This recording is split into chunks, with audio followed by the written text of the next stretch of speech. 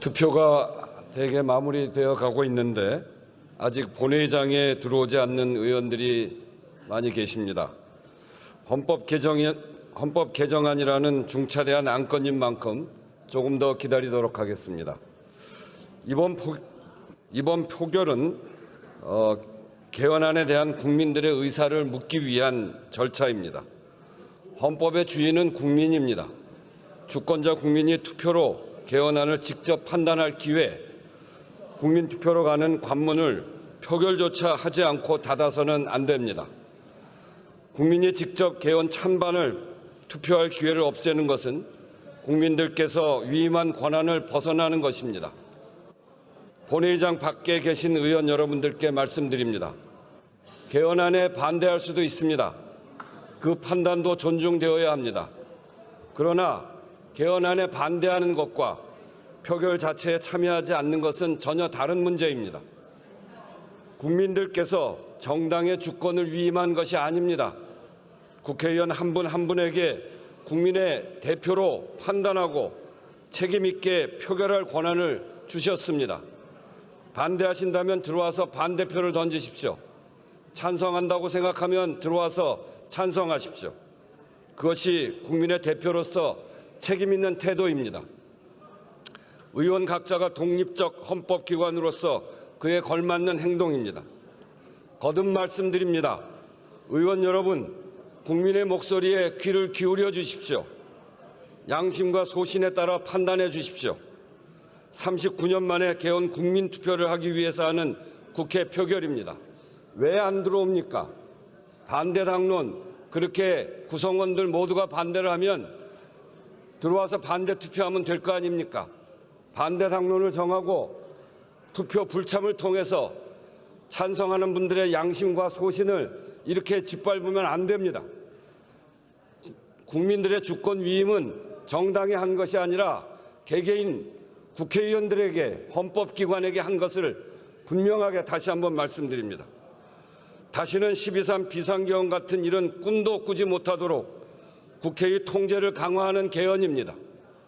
여야 모두 5.18만 되면 수차례 약속한 5.18 정신과 부마민주항쟁 정신을 헌법에 수록하는 개헌입니다.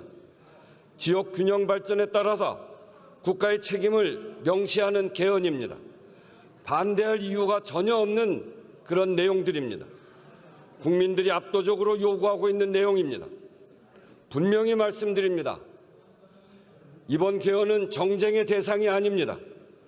39년 동안 변하지 못한 시대의 변화를 담지 못하고 있는 낡은 헌법을 시대에 맞게 국민들의 행복에 나라의 미래에 맞게 바꾸자는 것입니다.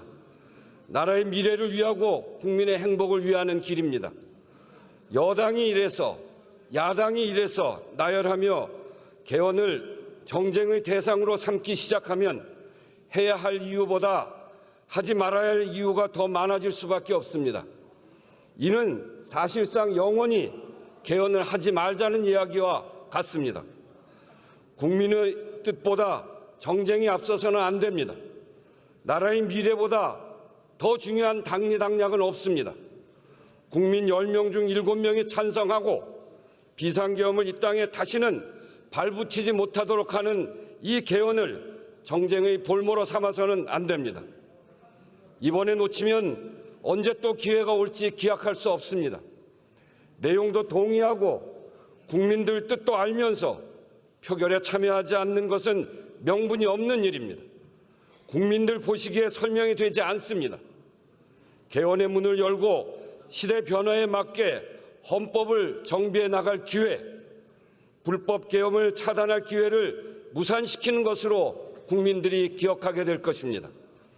39년 동안 한 번도 하지 못한 개헌을 하는 것은 그 자체가 대한민국 민주주의의 중요한 진전입니다. 국민이 주권자인 나라에서 개헌의 최종 판단 역시 국민의 몫입니다. 국회가 그 판단의 기회를 막아서는 안 됩니다. 이 판단의 기회를 막는 것 역사에 기록될 것입니다. 본회의장으로 들어와 표결에 참여해 주십시오. 국민의 뜻과 역사적 책임을 무겁게 새겨주시기 바랍니다. 국민의힘 의원들에게 다시 한번 말씀드립니다. 반대하시면 들어와서 반대하시고 찬성하시는 분들은 찬성하십시오. 지도부가 결정할 문제가 아닙니다. 당론이라는 이름으로 참여도 못하게 해서 본인의 소신을, 양심을 발휘할 기회를 차단하는 것, 그것은 안 됩니다. 그것은 횡포입니다.